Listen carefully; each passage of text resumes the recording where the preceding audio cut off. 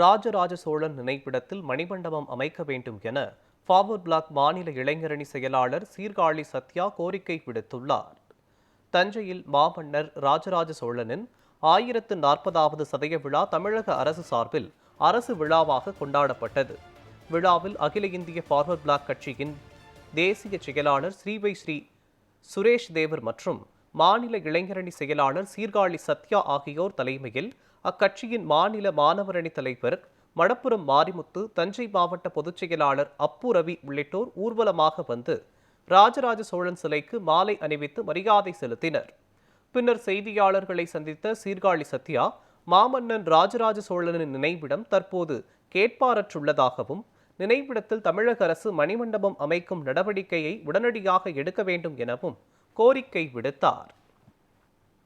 1040வது சதய விழா இன்னைக்கு சிறப்பான முறையில் இன்னைக்கு கொண்டாடப்பட்டு இருக்கு.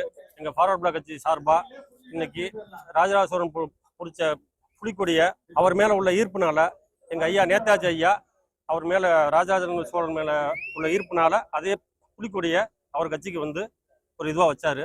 இன்னைக்கு அந்த புலிக்கொடியை பிடிச்சி அவரோட சதய விழாவுக்கு இன்னைக்கு வந்திருக்குது எங்களுக்கெல்லாம் மற்ற மகிழ்ச்சி.